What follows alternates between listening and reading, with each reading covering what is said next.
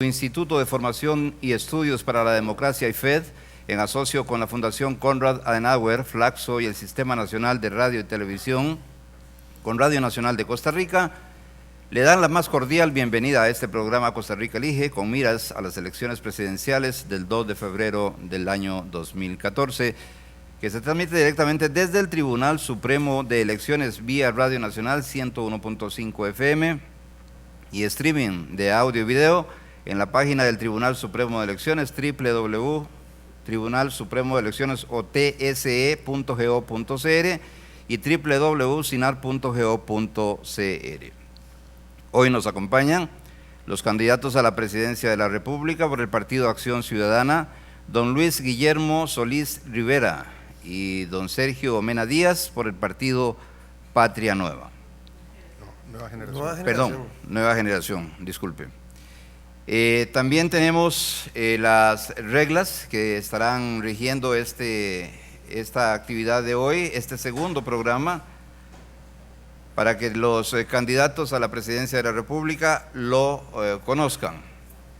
Dice, los programas serán todos los martes y jueves, que iniciamos el 26 de noviembre y hasta el 12 de diciembre, de 10 de la mañana a 12 mediodía. Todos en el Salón Multiuso del edificio electoral del Tribunal Supremo de Elecciones. Los programas serán transmitidos por Radio Nacional vía streaming a la página del Tribunal Supremo de Elecciones, www.tse.go.cr, y la página del SINAR, www.sinar.go.cr. La participación será según la rifa de los lugares que ocupa cada uno en la papeleta presidencial. A cada programa podrán traer un máximo de 3 acompañantes. No se permitirá la intervención de terceros, el uso de teléfonos, tablets o computadoras. La metodología para este programa es el siguiente. En un primer bloque se realizará una presentación de cada partido y cada candidato. En los bloques 2, 3, 5 y 6 se realizarán preguntas sobre las propuestas de la realidad nacional y los retos del país. En los bloques 4 y 7 se recibirán preguntas del público, ya sea vía Facebook, es el TSSR, o Twitter, @TSE Costa Rica, o el hashtag CRElige. El bloque 8 habrá espacio para que los candidatos pregunten entre sí y establezcan el diálogo sobre el tema que les convenga. Dicho esto, vamos a iniciar entonces con la descripción también de los temas que estaremos tocando en este programa del día de hoy. Y los temas son los siguientes. El primer tema sería el fortalecimiento de la democracia. El segundo tema, equidad y la integración social. El tercer tema, Costa Rica en el mundo. El cuarto tema, las oportunidades, la estabilidad y la solvencia económica. Y el quinto tema, armonía con la naturaleza. Vamos a iniciar conociendo el perfil del candidato del Partido Acción Ciudadana, don Luis Guillermo Solís. Luis Guillermo Solís Rivera, Partido Acción Ciudadana. Es de profesión historiador y politólogo, ligado siempre a la enseñanza universitaria en la Universidad de Costa Rica, la Universidad Nacional y varias universidades extranjeras. Trabajó durante muchos años para la Fundación para la Paz y la Democracia, FUNPADEM. En octubre del 2004, y haciendo pública su denuncia, renuncia a 40 años de militancia en el Partido Liberación Nacional. Se asocia al Partido Acción Ciudadana a partir del año 2005, en el marco de las luchas contra el Tratado de Libre Comercio entre Centroamérica, la República Dominicana y los Estados Unidos. Es en el Partido Acción Ciudadana donde construye hoy su aspiración por la presidencia de la República.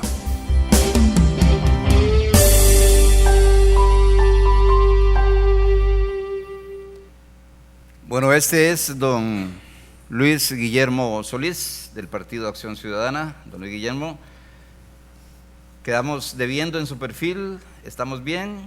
de su partido, en fin. No, siempre, Buenos días. sí, bueno, muy buenos días, don Freddy, muy buenos días, don Sergio, muy buenos días, amigas y amigos que nos escuchan o nos miran por streaming o por la Radio Nacional. No, siempre se queda viendo en el perfil porque la vida de una persona nunca se puede resumir en tan poco tiempo.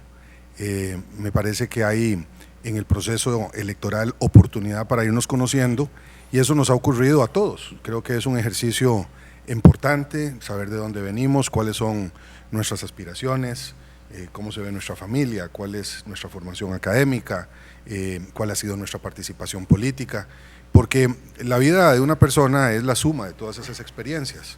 No solamente es política, no solamente es academia, no solamente es familia, y quienes aspiramos a gobernar al país tenemos que presentarnos integralmente. Y entonces uno siempre desea pues un poquillo más de tiempo para saber dónde están las raíces de la familia. Pero bueno, yo sí creo que hay un esfuerzo que se agradece por al menos perfilar un poquito mejor quiénes somos. Gracias, don Luis Guillermo. Seguimos con el perfil del candidato a la presidencia de la República por el partido Nueva Generación, don Sergio Mena Díaz. Sergio Mena Díaz, Partido Nueva Generación. Es abogado y notario de profesión y trabaja en IBL Consultores desde el 2008. Profesor universitario desde el 2008 en nivel de licenciatura en Derecho. Encargado de negocios AI, Cónsul General de Costa Rica en Trinidad Tobago, 2006-2007. Representante permanente AI de Costa Rica ante la Asociación de Estados del Caribe, 2006-2007. Representante alterno 2007-2008. Consejero y cónsul general de Costa Rica en Francia, 2002-2005, responsable comercial y de cooperación internacional. Funcionario de carrera diplomática. Presidente del Consejo Municipal y regidor de Montes de Oca por el Partido Unidad Social Cristiana 1998-2002. Fundador y actual presidente nacional del Partido Nueva Generación desde el 2010, desde el cual hoy aspira a la silla presidencial.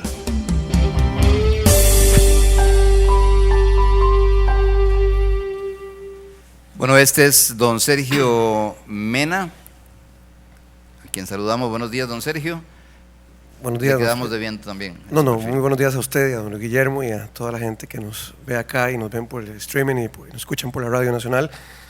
En el mismo sentido, creo que un perfil profesional o político nunca se va a solventar en una cuartilla o una hoja, ¿verdad?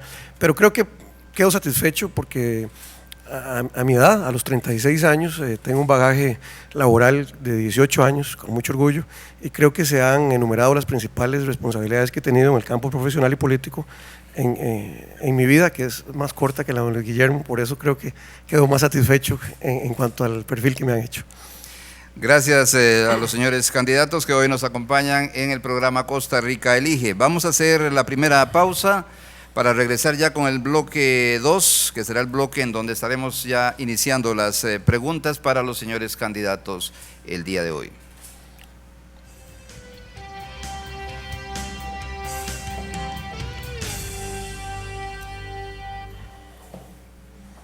Vamos a iniciar con el primer tema del día de hoy, fortalecimiento de la democracia.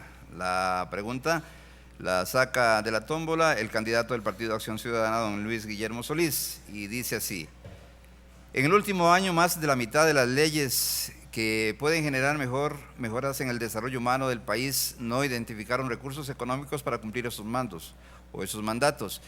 En un escenario de déficit fiscal, esta situación se toma crítica. Para la población, este fenómeno significa tener expectativas que a la postre el Estado no logra cumplir, y para las instituciones públicas significa perder credibilidad y capacidad de satisfacer las demandas a la ciudadanía. Entonces, concretamente, ¿cómo evitará usted que la Asamblea Legislativa siga aprobando leyes sin fuente de financiamiento, por problemas de calidad de las leyes y por falta de responsables específicos? Don Luis Guillermo Solís tiene 2 minutos para responder.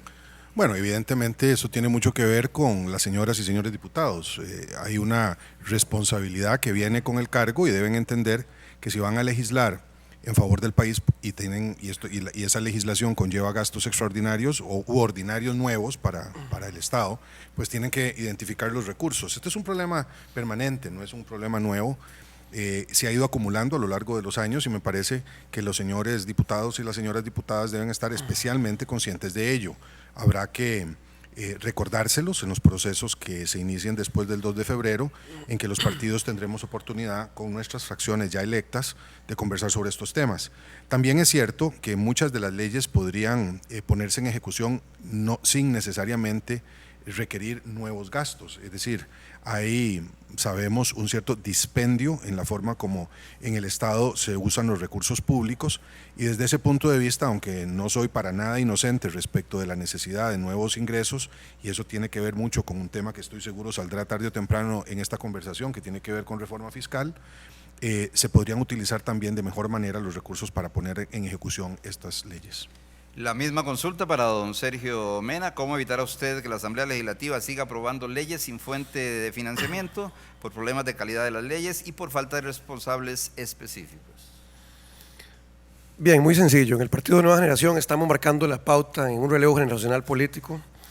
El partido al que represento lleva 57 mujeres y hombres nuevos aspirantes a una silla diputadil sin experiencia anterior política en ningún partido político a ese nivel, lo que garantiza una nueva forma de hacer política.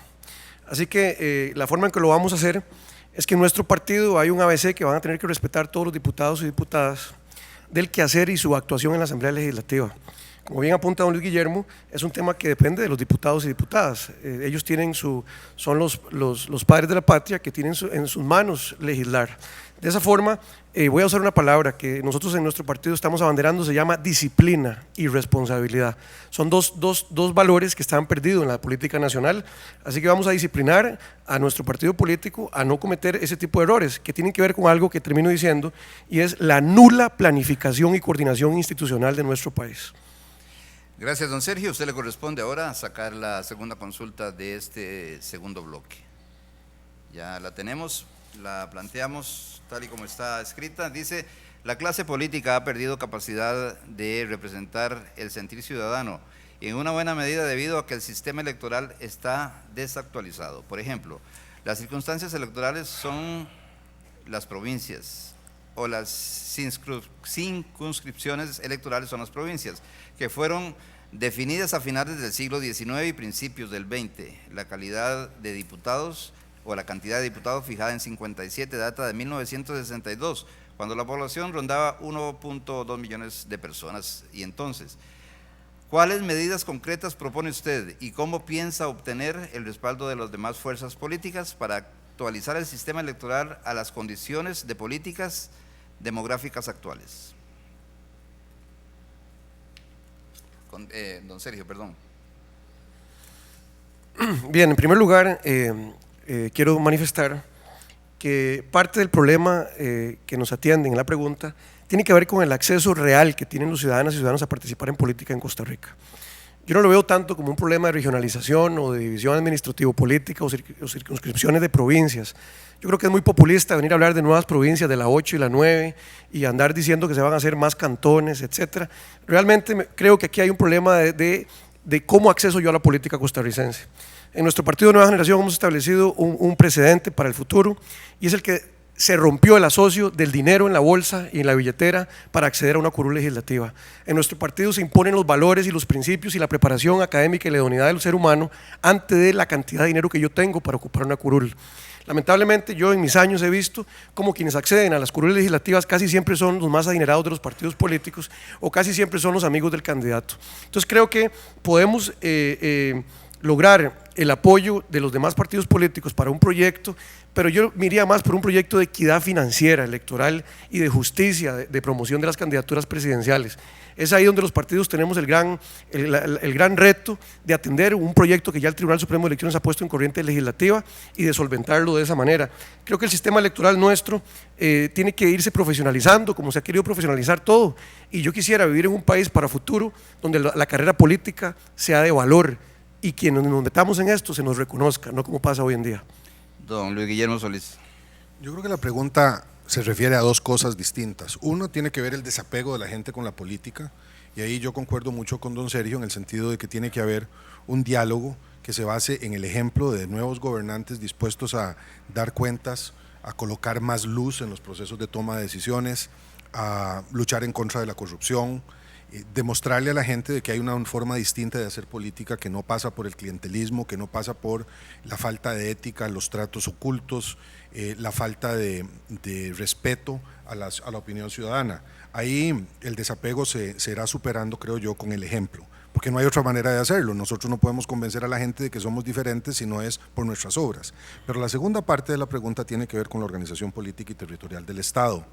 Y yo sí creo que ahí hay un debate importante que se tiene que dar en el marco probablemente de una reforma constitucional, de manera que se pueda actualizar, como se sugiere en la pregunta, el régimen de representación ciudadana, porque sí está desactualizado. Hablar de más diputados, de más provincias, etcétera, así no tiene sentido. Habría que colocarlo en una lógica mucho más amplia, porque el tema de la circunscripción electoral, con el cual yo concuerdo, es decir, cortar el territorio en unidades más pequeñas que permitan una cercanía mayor del representante popular con la ciudadanía, es algo que no se puede dar fuera de una consideración mayor sobre el modelo político, sobre el sistema político, que desde el punto de vista del Partido de Acción Ciudadana debería de avanzar hacia un esquema más parlamentario. Bien, ahora le corresponde la tercera pregunta. Sacar la tercera pregunta de este bloque a don Luis Guillermo Solís. Estamos con el tema de fortalecimiento de la democracia. Dice, en aras de mejorar la calidad de la representación política y fortalecer la democracia, ¿cuáles medidas concretas adoptaría usted para promover estrategias de desarrollo que involucren activamente a la ciudadanía en la toma de decisiones? Don Luis Guillermo.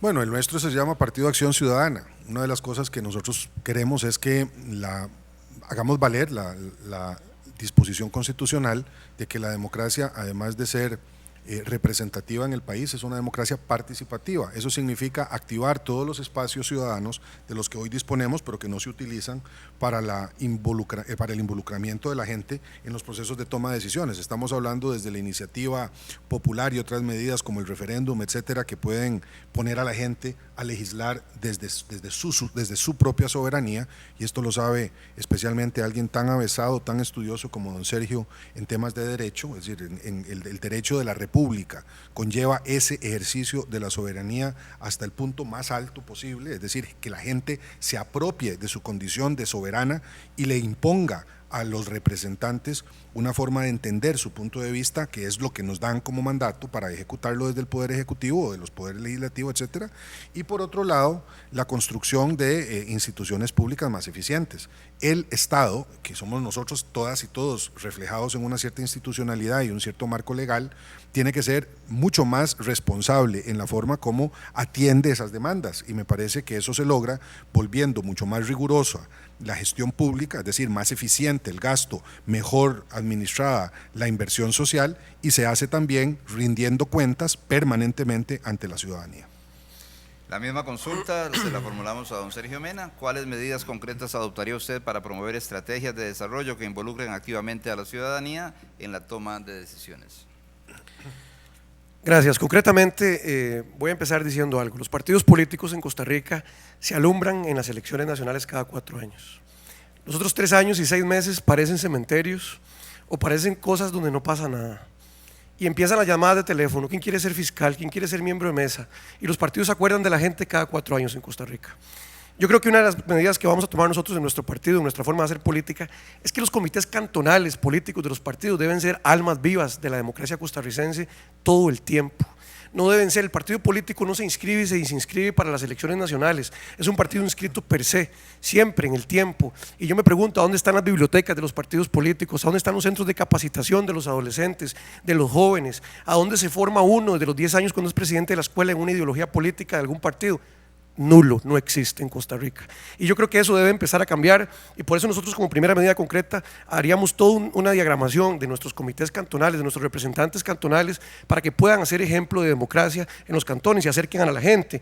También de acuerdo con el tema de la eficiencia institucional, pero yo adicionaría una palabra: transparencia. La gente lo que necesita es confiar. La gente le perdió la fe a los políticos y a las instituciones públicas. Hoy por hoy se duda del Poder Judicial, se duda del Tribunal Supremo de Elecciones, se duda de los alcaldes, de los diputados, se duda de todo el mundo. Entonces es una combinación, como decía don Luis Guillermo. Ellos necesitan saber que los entendemos, eso es primordial, pero aparte de entenderlos, que los entendamos con transparencia. Gracias, don Sergio. Recuerde que estamos en el Tribunal Supremo de Elecciones, en el programa Costa Rica Elige. Este es un programa del Tribunal Supremo de Elecciones y de su Instituto de Formación y Estudios para la Democracia, IFED, en asocio con la Fundación Konrad Adenauer, Flaxo y el Sistema Nacional de Radio y Televisión Sociedad Anónima, a través de Radio Nacional de Costa Rica. Vamos a una pausa y regresamos con el siguiente bloque que corresponde al tema equidad y la integración social. Una pausa y regresamos.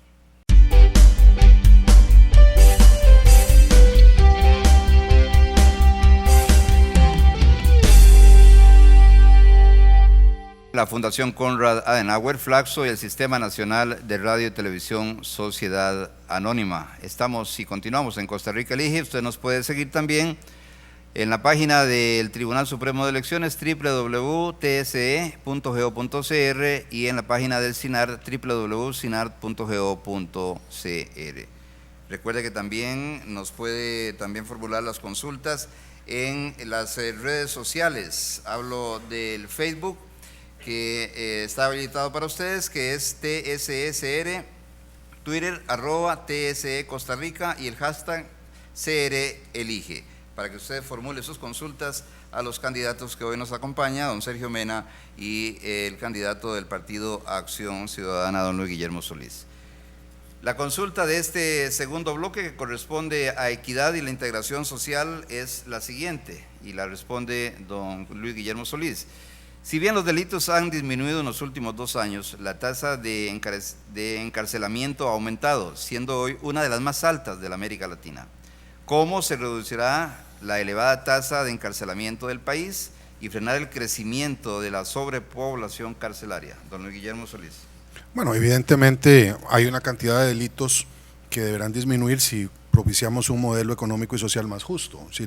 Yo creo que lo que se ha reducido en los últimos años es el crimen violento, que pasa de un 14 por 100.000 habitantes a 8 por 100.000 habitantes, que es más o menos lo que teníamos antes de que se elevara mucho el pico de crimen violento, pero los crímenes o los delitos patrimoniales siguen siendo muy importantes. Eso se asocia más a la pobreza, a la exclusión social.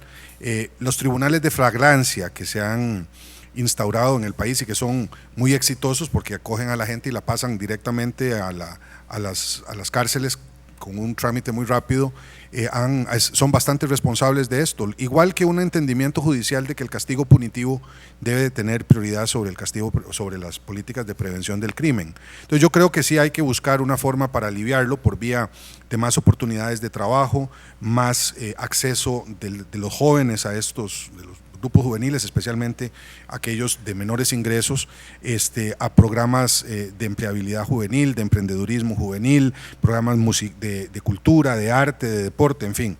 Pero yo sí creo que hay un tema inmediato que tiene que ver con el hacinamiento en cárceles, que solo se puede reducir con construcción de nuevos centros penales, no hay otra forma. Nosotros no podemos mantener a la gente que en estos momentos está en la cárcel en condiciones de hacinamiento y violación de sus derechos. Me parece que hay recursos que ya se han previsto del Banco Interamericano de Desarrollo con ese propósito. Gracias, don Luis Guillermo. Para don Sergio también la misma consulta: ¿cómo se reducirá la elevada tasa de encarcelamiento del país y frenar el crecimiento de la sobrepoblación carcelaria? Bien, es un tema sin lugar a dudas de actualidad, ¿verdad? En esta campaña hay algunos temas de actualidad. Ese es uno, ¿verdad? La sobrepoblación carcelaria. Miren, hay que entender primero que, al menos yo como candidato a presidente y como eventual presidente de Costa Rica, no quiero vivir en un país de más cárceles cada vez. Mientras Holanda y los países nórdicos cada vez tienen menos cárceles, aquí estamos viendo a ver dónde agarramos plata para construir más cárceles, torres de más pisos, pensando en que nuestra sociedad se acabó y que lo que seguimos quedando son delincuentes per se para toda la vida. Yo voy a hablar de 2 temas muy particulares: la marihuana en Costa Rica. ¿Cuánta gente está en la cárcel por consumir marihuana o porque la han encontrado con algunos cigarros de marihuana? Cerca del 10% está por eso ocupando las cárceles. El otro tema, la pensión alimentaria. Y no quiero que las mujeres se me vengan encima, pero yo voy a decirlo con claridad. ¿Qué función cumple realmente hoy la cárcel, el apremio corporal para los hombres de pensión alimentaria? ¿A dónde está llegando la plata de los niños desde la cárcel a los niños? ¿Verdad? El niño que escucha a la mamá, mañana meto a la cárcel a tu papá. ¿Qué estamos haciendo con el apremio corporal? Entonces yo creo que debe existir, pero hay que reformularlo. Y muchos de los muchachos y hombres que están en las cárceles los fines de semana hacinándose podrían estar trabajando en fincas agrícolas que podamos abrir en los lugares más lejanos, crear empleo de oportunidad para los hombres que tienen obligación de alimento. Entonces, quitemos a la gente, tal vez, de la marihuana en algún grado, a la gente de la pensión alimentaria, ahí bajamos el 20% de la población carcelaria. Y además de eso, concretamente, a los presidiarios, nuestro partido tiene un proyecto ya en el plan de gobierno para que quien sale de prisión en este país tiene que delinquir de nuevo porque no hay opción laboral. Entonces tenemos que darle trabajo a la gente que sale de la cárcel organizadamente, gobierno y empresa privada, porque nuestros delincuentes reinciden por falta de oportunidades. Gracias, don Sergio. A usted le corresponde sacar la segunda pregunta de este bloque con el tema de la equidad y la integración social. Tenemos la consulta, la planteamos enseguida. Más de 470,000 hogares son encabezados por una mujer, de los cuales 110,000 están en condiciones de pobreza. ¿Cuáles políticas concretas y con qué recursos económicos mejorará usted las condiciones de empleo para esas mujeres que son cabeza de hogar? Don Sergio. Bien, muy importante, nuestro partido político tiene en su acápite 11 del plan de gobierno un capítulo que se llama Derecho de las Mujeres. Somos el único partido que lo desarrolla de esa manera y es porque nuestra primer vicepresidenta es una líder en el tema de mujer en Costa Rica, la ingeniera Luzmeri Alpizar. Y quiero decir lo siguiente, miren, la mujer que es jefe de hogar porque obviamente falta el padre y obviamente probablemente tiene hijos que atender. Y es una crueldad estar pensando que esas mujeres vayan a salir de sus casas a trabajar. ¿A dónde? ¿Con qué transporte si son gente pobre? ¿Y quién va a cuidar a sus hijos? Probablemente nietos que tienen de muchachos o adolescentes que tuvieron hijos. Entonces, primero seamos realistas y entendamos que esas 110,000 mujeres tienen una forma de progresar y nosotros la enfocamos de esta manera. Hay que llevar emprendedurismo a las jefas de hogar bajo un programa donde cada una de ellas que tiene una habilidad, que tiene un oficio, hay que redignificar a la mujer costarricense. No por ser ama de casa es inservible, no por ser ama de casa está condenada al fracaso económico. Hay muchas amas de casa con habilidades culinarias, con habilidades de aseo, con habilidades de progresos, de manualidades, etc. Entonces yo creo en un país en donde, miren, yo no quiero hablar aquí de la banca del desarrollo porque no me gusta, porque es un tema que está tan trillado ya, pero puede ser la banca del desarrollo, puede ser el Instituto de Seguros, ahora que es una empresa que se comercializa como una empresa privada prácticamente, pueda también favorecer con algún tipo de póliza a estas personas. La forma la podemos buscar entre los partidos políticos, pero creo que la visión tiene que ser de entender la realidad de estas mujeres jefas de hogar y no pensar, porque a veces siempre se plantea de que se les va a ofrecer empleo a la gente, ¿verdad? Alguien anda diciendo 500,000 empleos. Yo pienso que hay que pensar quiénes pueden salir de su casa a trabajar y quiénes no. Solo para dar un dato, de los pueblos más alejados de Costa Rica, miles de personas salen a las 4 y 5 de la mañana para la ciudad a trabajar, abandonando sus hogares por 12 y 14 horas. Hay que llevar empleo a las casas de las jefas de hogar. Muchas gracias. Don Luis Guillermo Solís. A mí me preocupa el tema de la mujer jefa de hogar en dos sentidos. En un sentido general, porque las mujeres siguen siendo ampliamente discriminadas en el país, y en un sentido particular, porque la mayor parte de esas jefas de hogar son mujeres jóvenes, lo cual genera una problemática doble para estas personas. Yo creo que el tema del empleo sí es muy importante, tanto el empleo en el hogar como fuera de él.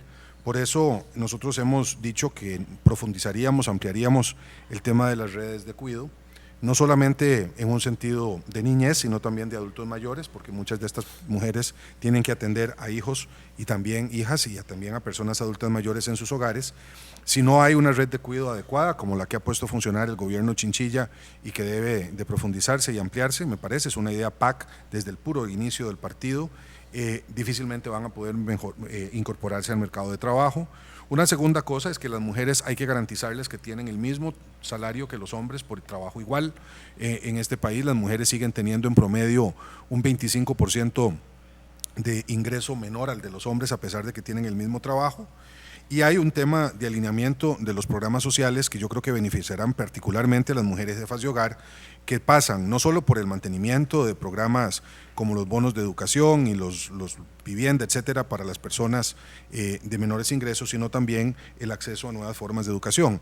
El Partido Acción Ciudadana se ha comprometido a sacar de la pobreza extrema a 350,000 personas que viven en esa condición, 347,000, y creemos que eso se puede hacer sin un mayor gasto para el erario público por vía precisamente del alineamiento de las políticas sociales. Gracias, don Luis Guillermo. Le corresponde a usted sacar la segunda consulta de este bloque y dice así: la tasa de matrícula en cuanto a quinto año de secundaria es de apenas el 47% y solo el 42% de la población de 25 a 39 años terminó el colegio. ¿Apoyaría que el Estado esté obligado a dar cobertura universal de la educación hasta finalizar el colegio? De ser así, ¿cuáles medidas concretas tomaría usted para aumentar esa cobertura? Don Luis Guillermo Solís. Bueno, mire, por supuesto que estoy de acuerdo. La verdad es que, bueno, primero porque soy educador, segundo porque soy costarricense y sé la importancia que tiene la educación, y precisamente por ello creo que debemos avanzar, por lo menos de forma gradual, no sé si aún de manera gradual a tener cobertura universal.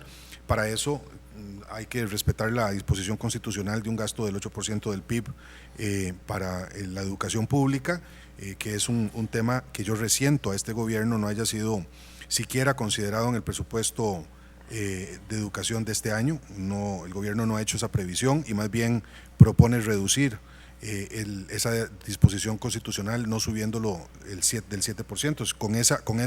Con esa plata no se puede llegar a la cobertura universal para secundaria, pero sí es muy importante, porque por mucho que se quiera argumentar a contrario, solamente las personas más educadas tienen mejores empleos. Y eso no quiere decir que todos tengan empleos como el del gerente del Banco Nacional de Costa Rica, de 30 millones de colones al mes, pero sí empleos adecuados para que tengan una vida mucho más feliz. Y desde ese punto de vista, la secundaria completa es una cosa, un objetivo nacional que se debe seguir.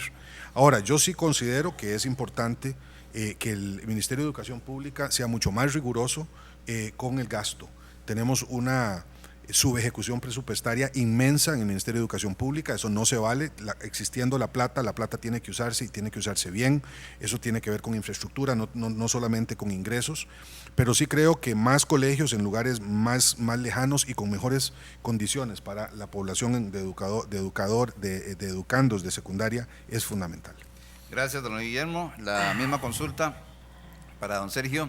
¿Apoyaría que el Estado esté obligado a dar cobertura universal de la educación hasta finalizar el colegio? De ser así, ¿cuáles medidas concretas tomaría usted para aumentar esa cobertura?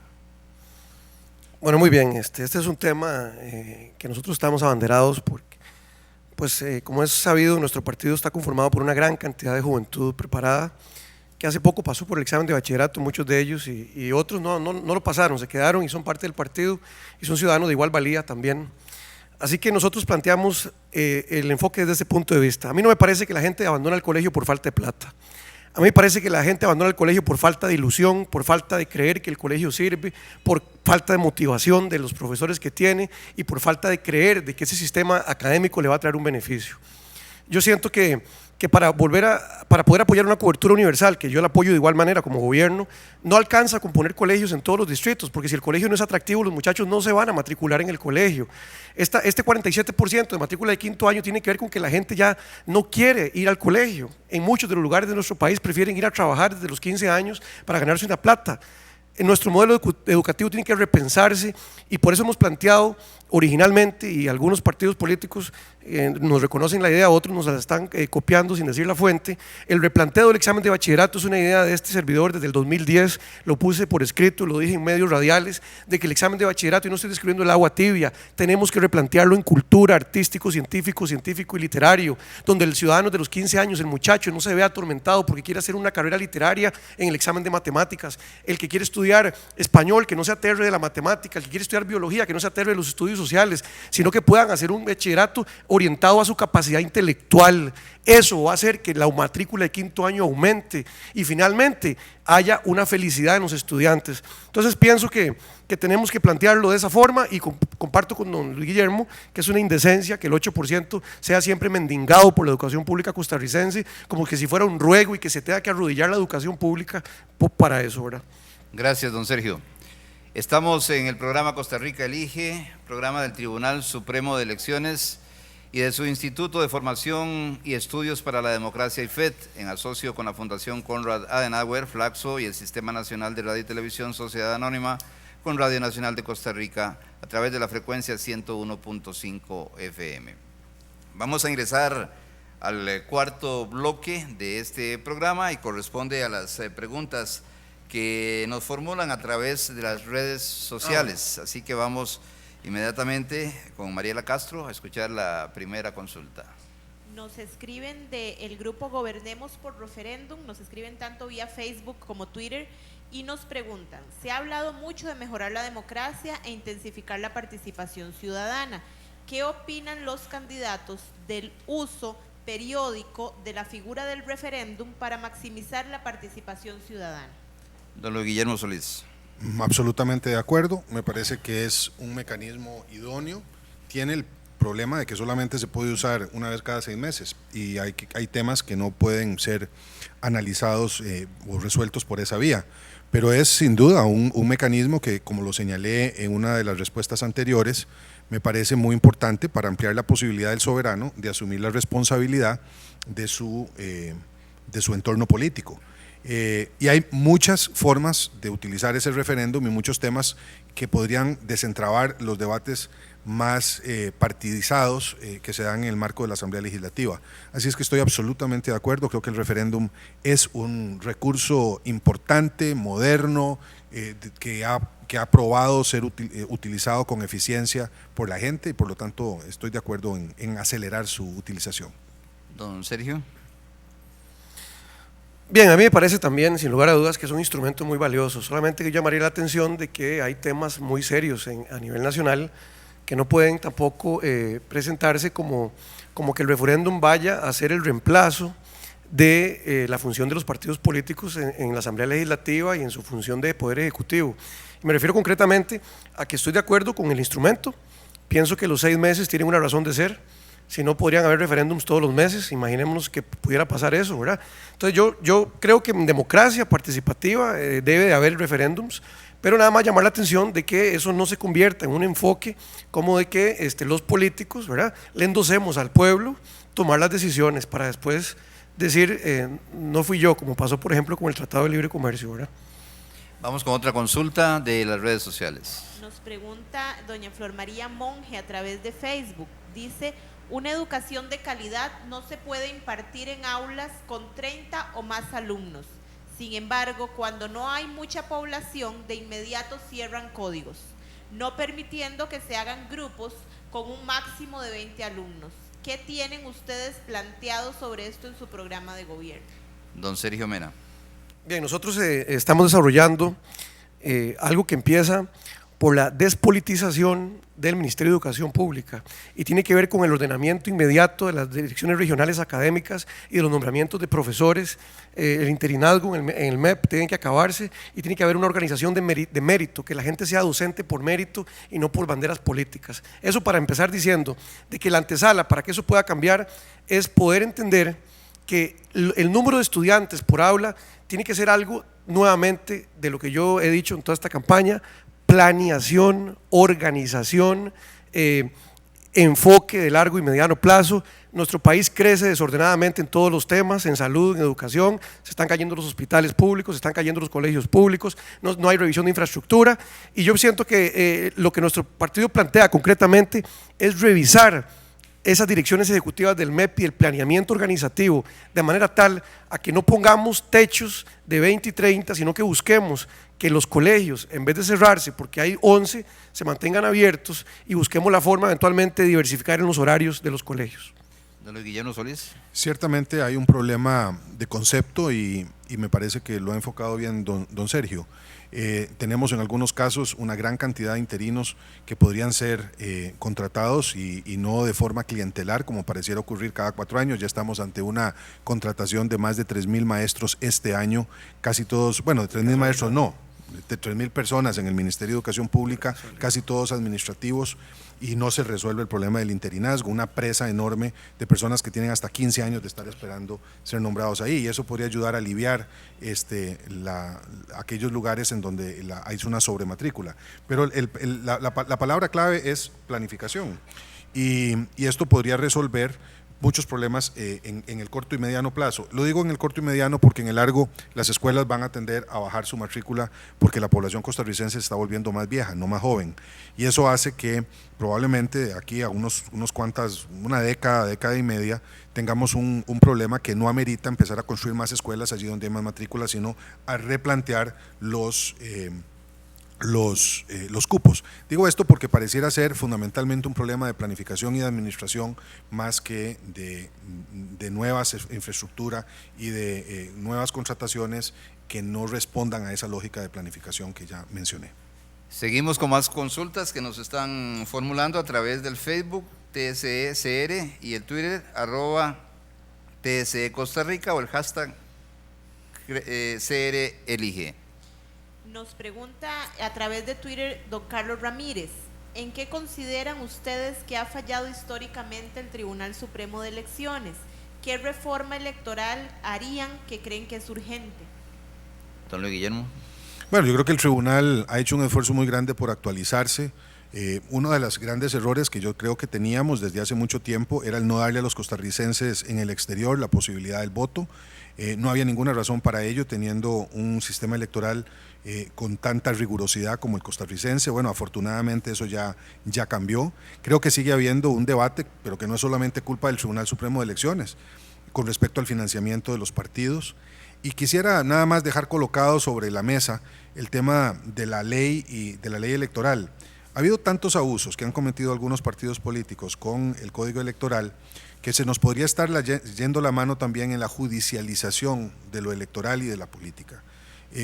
Yo estoy de acuerdo con que haya mucho rigor en el control, estoy absolutamente seguro de que se pueden hacer muchas mejoras, pero tenemos que tener cuidado para que no se nos vaya la mano. Si el Tribunal Supremo de Elecciones se mete en esta lógica que es del país, no es solo del Tribunal de Elecciones, es del país, de tratar de tutelarlo todo a través de la ley y no dejar que la gente también asuma la responsabilidad del control electoral, un país que ya está incrédulo se nos puede convertir en un país completamente escéptico de la política también como vivencia, no solo como una forma que debe, de distribución del poder que debe ser tutelado por una institución del Estado. No burocraticemos lo electoral. Don Sergio Mena. Bueno, yo tengo que decir que he nacido a la vida electoral pública en tiempos muy lindos, en tiempos donde quiero reconocer el esfuerzo que hace el IFED, el esfuerzo que hace el Departamento de Partidos Políticos, la Dirección Electoral, en fin, yo realmente, cada uno con su experiencia y su tiempo. Yo tengo que decir que encontré un Tribunal de Supremo de Elecciones abierto, cooperante con los partidos, en este caso un partido emergente como el Nueva Generación, que es un partido sin antecedente electoral anterior, sin políticos reciclados en el partido, por lo que éramos nuevos verdaderamente y ocupábamos una gran guía, y yo la he encontrado. Y como crítica a mejorar, yo sí aspiraría a que urgentemente el tribunal inicie las formas de capacitación regional de sus miembros de oficinas regionales, para que cuando fiscalizan asambleas de partidos políticos y llegan a ser autoridad electoral, lleguen con total capacitación y conocimiento de la normativa vigente. Yo viví la experiencia de algunos errores puntuales, no muchos, pero donde hubo error de interpretación de la norma electoral, y siendo del delegado del tribunal el que se estaba equivocando, crea una gran incerteza al partido político y una gran situación de congoja. Entonces yo creo que para el futuro tenemos que mejorar en que no importa si es en la Cruz de Guanacaste o si es en Golfito o si es en Los Chiles, no importa.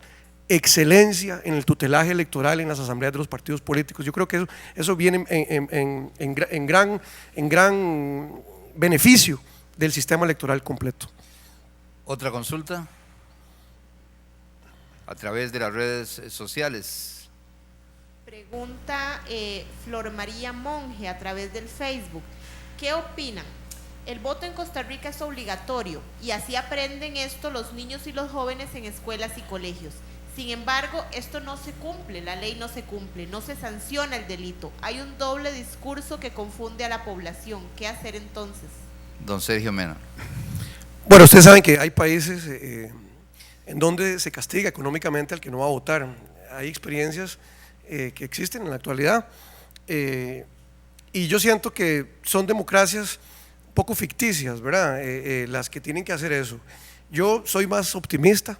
Yo creo que nosotros a partir de un relevo generacional político, de nuevos actores, no importa la edad, pero que sean gente de refresco, gente que no viene trillada con un antecedente negativo, podamos reencantar poco a poco a los ciudadanas y ciudadanos de manera libre y voluntaria. Es un deber asistir al sufragio, al voto, pero eso tiene que ver con un asunto que se llama elector consciente.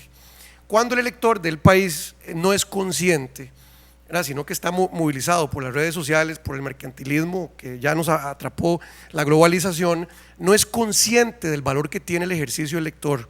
Entonces yo creo que hay que hacer un esfuerzo muy grande a nivel de preescolar. Yo no hablaría ni siquiera de escuela, de preescolar.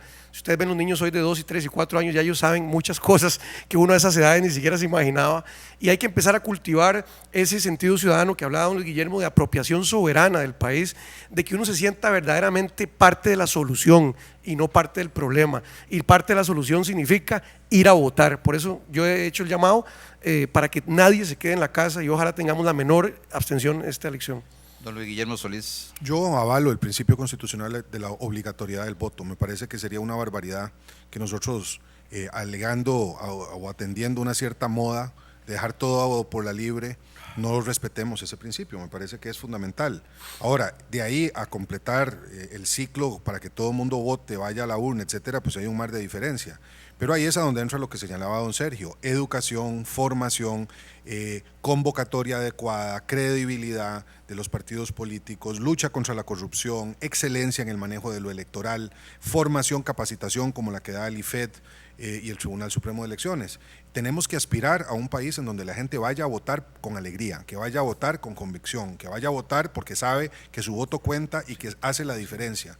Si nosotros variamos el precepto constitucional y dejamos esta cosa por la libre, me parece que estamos contribuyendo a una forma democrática que no queremos en Costa Rica. Y esto no quiere decir que la gente vaya y vote o no vote por ninguno de los que estamos ahí, que voten en blanco, que anulen la boleta, lo que quieran. Pero sí me parece que la magistratura cívica que el país tiene que imponerle a su ciudadanía pasa por la obligatoriedad del voto, como tenemos todos que pagar impuestos, etcétera, y que tenemos que hacer de esto un valor esencial de nuestra vida republicana. Una última consulta de nuestros radioescuchas y los que nos siguen en las redes sociales. A través del Twitter nos pregunta Kerril Q. ¿Qué opinan de la sobrepoblación inmigrante que hay en el país y qué piensan hacer para resolverla? Don Luis Guillermo. Bueno, yo no sé si hay una sobrepoblación inmigrante. Yo creo que hay un fenómeno de migración, la mayor parte de la cual ya en estos momentos se encuentra documentada, pero hay un sector importante que no tiene documentos. A mí me parece que refleja un momento en la economía costarricense en donde había una mano de obra que se requería porque la mano de obra costarricense no quería atender esas responsabilidades, todavía sigue sin querer atenderlas en el mundo agropecuario, en la zafra de la caña, en la recolección del café, en la piña, en la producción de naranjas, etcétera. Yo sí creo que hay una relación directa entre esa mano de obra y un empleo precario que tenemos en el país. También se da en construcción, también se da en empleo doméstico, y yo creo que eso lo que hay que hacer es regularlo por la vía de la ley migratoria. Todo país tiene que tener una ley migratoria, tiene que ser una ley estricta, tiene que hacerse cumplir. También tiene que ver con la colaboración de la empresa privada que contrata mucha de esta mano de obra, y también tiene que ver con un asunto de realidad. El país, igual que otros más desarrollados relativamente que sus vecinos, atrae mano de obra. Esto no es un problema nuevo, no es un problema del cual estemos ignorantes. Tiene un costo, para la seguridad social, para la educación, pero más grande sería el costo de tener en Costa Rica una población de segunda categoría, una población desatendida de migrantes con enfermedades, con necesidades mucho mayores de las que ya tienen. Gracias, don Luis Guillermo. Don Sergio Mena. Gracias, sí. Mire, como he sabido, yo tuve experiencia como diplomático de carrera 7 años en el Caribe y en Europa, y me especialicé en Derecho Internacional, y este es un tema que me apasiona. Vean, quiero también decirles datos oficiales. Aquí quienes tienen cédula de residencia son entre 300 y 350 mil personas, y hay más de 1 millón de inmigrantes. Entonces yo le entiendo la pregunta a la ciudadana. Hay un montón de gente. Haga un censo de mujeres de domésticas nicaragüenses. ¿Cuántas tienen permiso de trabajo? Probablemente en un residencial de 20 casas, una. Y vayan a ver la gente que está en la agricultura y en la construcción. ¿Quiénes tienen cédula de residencia? Nadie.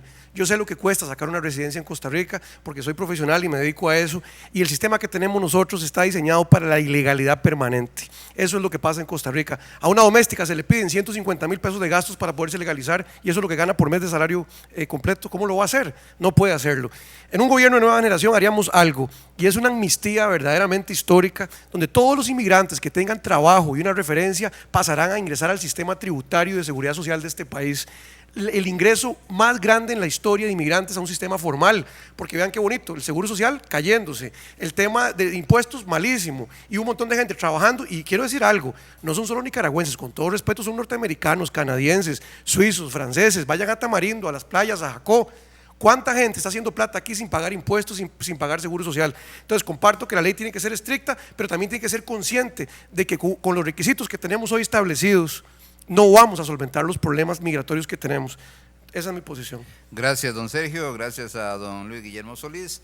Vamos a ir a una pausa para entrar ya de lleno en un quinto bloque de este programa Costa Rica Elige, un programa del Tribunal Supremo de Elecciones.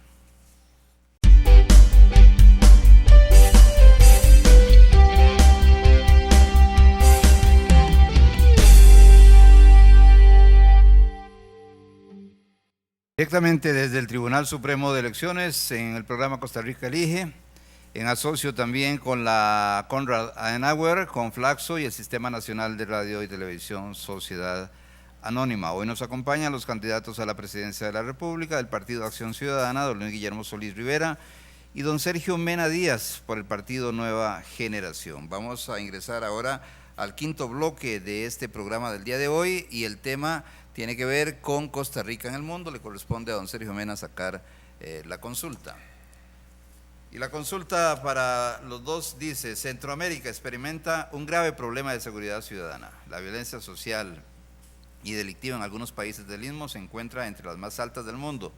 Actores como el narcotráfico, las maras, las pandillas son fuerzas con las que los gobiernos deben lidiar. De manera concreta, ¿cómo ampliar la cooperación y en qué niveles con otros estados centroamericanos en materia de seguridad ciudadana? Don Sergio Mena.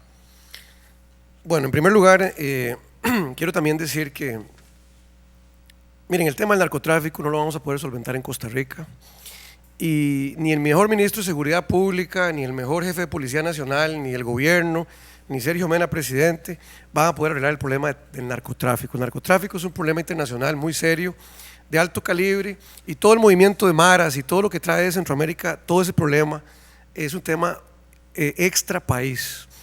Ahora sí, y lo voy a volver a decir porque ya lo he dicho en varios lugares y todo el mundo se asusta. Bueno, ¿qué pasa con las fronteras de Costa Rica? Es que nosotros podemos tener un barrio peligroso, pero si mi casa es segura, no tengo por qué tener miedo en la noche. Entonces, yo no creo que Costa Rica, ni un gobierno costarricense pueda solventar la inseguridad que hay en El Salvador, en Honduras y en Guatemala, pero sí podemos tomar medidas de seguridad de nuestro país, de nuestros aeropuertos, de los puertos y de nuestras fronteras. Quienes han ido a la frontera con Nicaragua y a la frontera con Panamá saben de lo que estoy hablando, de la informalidad y de todo lo que pasa en las fronteras, y de cómo se sabe que entran buses y salen buses, etcétera, y vienen furgones cargados de droga y de todo, y nadie se dio cuenta. Se dieron cuenta ya en Siquirres, se dieron cuenta ya llegando a San José, al Estadio Saprissa. O sea, nosotros no tenemos una formalidad realmente y una responsabilidad en el cuidado de nuestras fronteras. Entonces yo concretamente establecería, de llegar a la presidencia de la República, la revisión de los protocolos de seguridad que tenemos en nuestras fronteras para resguardar nuestro patio, nuestra casa, y que no se nos metan, ¿verdad? Porque se nos meten por los montes, muchos de los extranjeros muchas veces. Entonces esa es una medida muy concreta, y cooperación internacional estratégica con los Estados Unidos, con Europa, con los países que son provocadores de este problema de narcotráfico. Eso sí, apartamos el tema ideológico o no vamos para ningún lado. Esto es un tema técnico de seguridad, no es ideológico. Don Luis Guillermo Solís, la misma consulta, ¿cómo ampliar la cooperación y en qué niveles con otros estados centroamericanos en materia de seguridad ciudadana? Bueno, la pregunta enfatiza en el marco de la cooperación regional. Yo creo que ya existen una serie importante de avances que se han hecho tanto en el manejo de las relaciones entre las agencias de policía de la región centroamericana como de los principales aliados, Europa, Estados Unidos, Colombia y México, que han logrado desarrollar en el marco del sistema de integración centroamericana protocolos de consulta, de garantía de extradición, de protección de testigos, que son convenientes, pero hay que ampliar esos protocolos permanentemente porque el desafío del crimen organizado y del crimen ordinario, ambos, siguen siendo muy grandes. El crimen organizado porque Centroamérica está donde está, nosotros no podemos irnos a la mitad de Europa, estamos entre la zona productora de droga y los Estados Unidos, y porque la droga no es el único problema que tenemos, también está el tráfico y trata de personas, está el contrabando de armas, está el tema de bienes culturales y naturales que también se contrabandean por las fronteras de la región.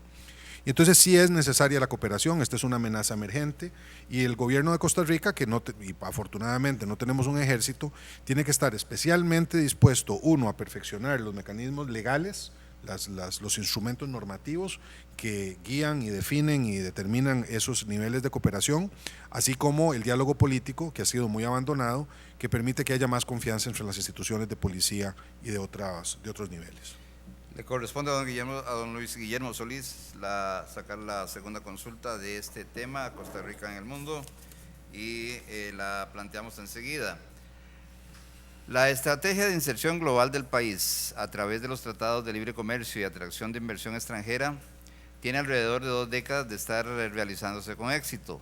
Con eso el país lo ha hecho muy bien. Sin embargo, todo ese comercio exterior no genera beneficios para toda la sociedad, sino solo a los sectores más dinámicos de la economía. Entonces, ¿cuáles son las medidas concretas para aprovechar esa vinculación con el mundo, con fuentes de encadenamiento con la economía doméstica que amplíe los beneficios a mucha más población y zonas del país? Don Luis Guillermo Solís.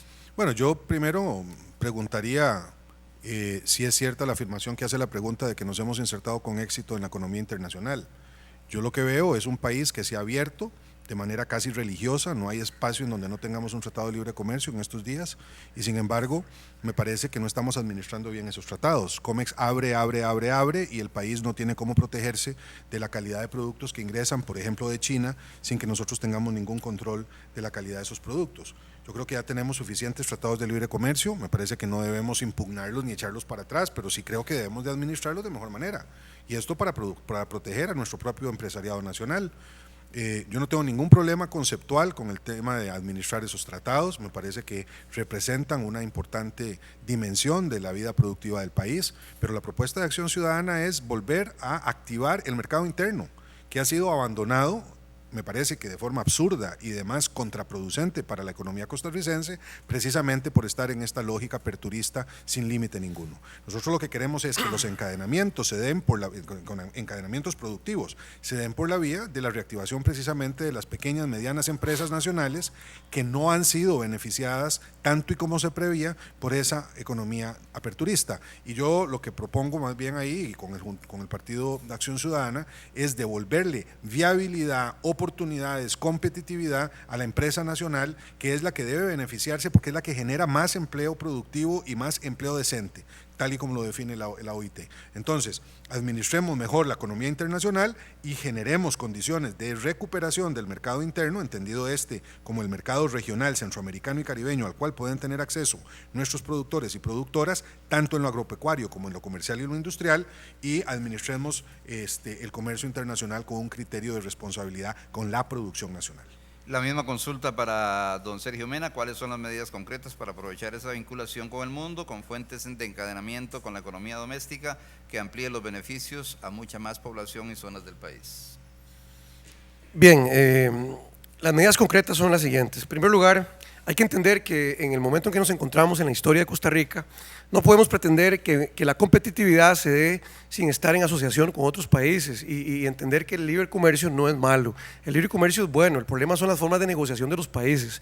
Entonces yo, como primera medida concreta de ser electo, lo primero que haría es ordenar la revisión exhaustiva de todos los tratados de libre comercio que se han firmado para poder hacer un balance país honesto, transparente, de quiénes se han beneficiado, quiénes no se han beneficiado y cuál ha sido el real aporte. Que ya sabemos, por ejemplo, que el de Estados Unidos fracasó con el empleo, ya lo sabemos, ya salió el reporte, donde aquellos 60,000 empleos que se ofrecieron no se han cumplido. Entonces, y revisarlos no con una actitud derogatoria como otros partidos, sino revisarlos para poder ver qué es posible hacer a partir de lo que permite el mismo tratado para alentar a nuestras empresas nacionales. Segundo, yo establecería un nuevo modelo de negociación comercial internacional. A ningún país lo obligan a firmar ningún tratado. El que firma es porque quiere y porque tiene voluntad y porque los políticos tienen el deseo de que se haga. Así que vamos a empezar de nuevo una forma diferente, donde verdaderamente no nos arrodillen, no nos amarren, no nos hagan reformar nuestro derecho interno a partir de lo que unos países pretenden. Y yo soñaría con tratados comerciales que integren cooperación científica y cultural y que no sean solamente la papa por el banano, sino que también haya cultura y haya la parte científica, y ayudemos entonces a que cuando vienen empresas internacionales acá, dejen el know-how en Costa Rica, y si no quieren venir a dejar el know-how aquí, que no vengan, y que nuestro empresario nacional se beneficie. Pienso que es posible reformar el sistema actual de negociación comercial internacional sin poner en peligro el patrimonio y las libertades de las personas, y totalmente, como don Guillermo, con la empresa nacional 100%. Vamos con la última consulta de este bloque. A ustedes le corresponde sacar la consulta. Ay, no hay forma de perder. Es la última. Sí. Perfecto, aquí la tenemos entonces. Dice: Costa Rica en el mundo, los acontecimientos de los últimos años parecieran mostrar cierta vulnerabilidad en la conducción de la política exterior de Costa Rica a propósito del conflicto con Nicaragua. El país no forma parte del Parlacén, el SICA está debilitado, en la OEA no ha sido posible obtener el apoyo claro, y en otros foros mundiales como la ONU, el conflicto entre Costa Rica y Nicaragua no es prioridad. Dado ese escenario y las acciones tomadas en el actual gobierno, ¿qué medidas específicas tomará usted para garantizar las buenas relaciones de Costa Rica con Centroamérica y en particular con Nicaragua para resolver el conflicto actual? Bueno, muy bien.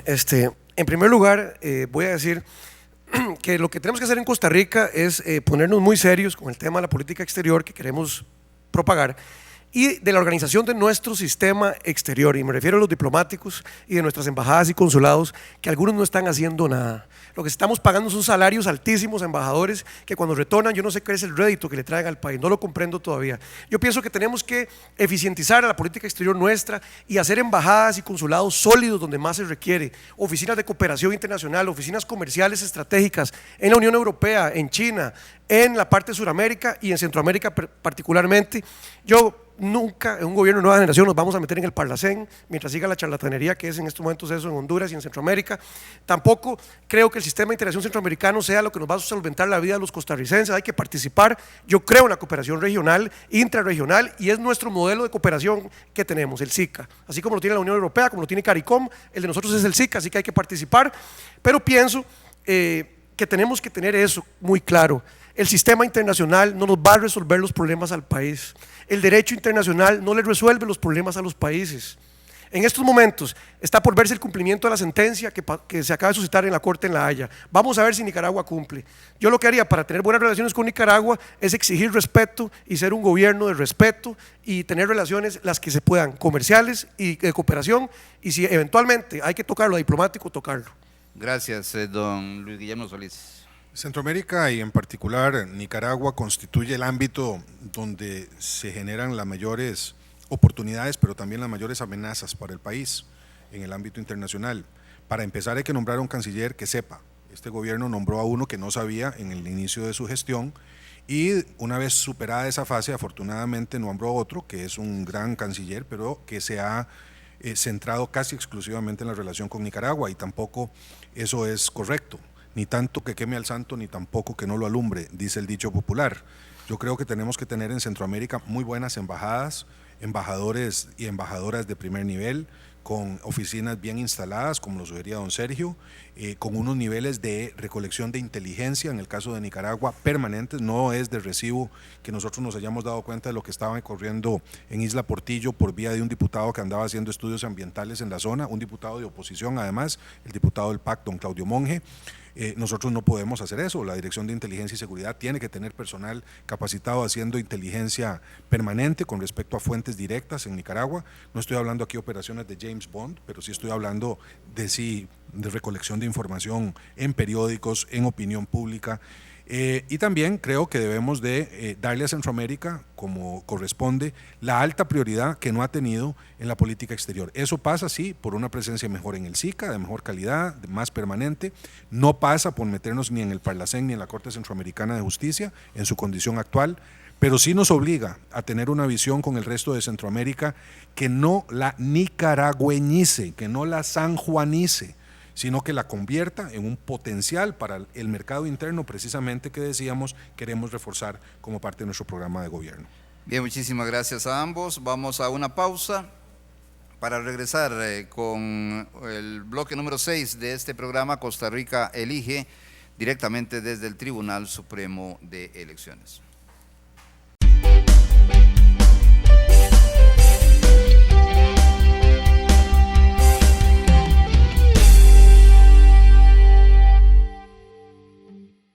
Programa del Tribunal Supremo de Elecciones y de su Instituto de Formación y Estudios para la Democracia IFED, en asocio con la Fundación Konrad Adenauer, Flaxo y el Sistema Nacional de Radio y Televisión Sociedad Anónima, con Radio Nacional de Costa Rica, 101.5 FM. Vamos a ingresar a otro nuevo bloque de consultas, y esto corresponde a las oportunidades, la estabilidad y la solvencia económica. Le corresponde a don Luis Guillermo Solís. Tenemos la consulta en mano y la formulamos. Hay una debilidad estratégica en materia de encadenamientos que limitan las oportunidades empresariales, principalmente a las MIPYMES, las cuales representan el 95% del parque empresarial, generan cerca del 78% del empleo del país y el 30% del PIB.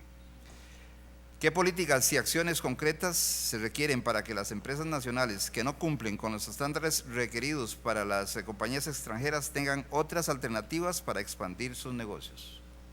Bueno, para empezar, como lo señalaba anteriormente y continuaré insistiéndolo a lo largo de esta campaña, tenemos que reactivar el mercado interno. Si lo hacemos, las MIPYMES van a tener oportunidades que no tienen hoy de encadenarse internamente y además de ganar experiencia que las lleve a exportar. Además, hay muchas que ya están vinculadas a la exportación, pero eso significa alinear varios factores. Por un lado, garantizar financiamiento para que muchas de ellas puedan crecer o algunas de ellas puedan crearse. El tema de la banca de desarrollo es un lugar común, todo el mundo habla de eso, es uno de las estafas mayores que se han hecho en los últimos 20 años en campañas políticas. Todo el mundo habla de la banca de desarrollo, pero mientras no tengamos capital de riesgo disponible para las MIPYMES, va a ser muy difícil que estas funcionen bien.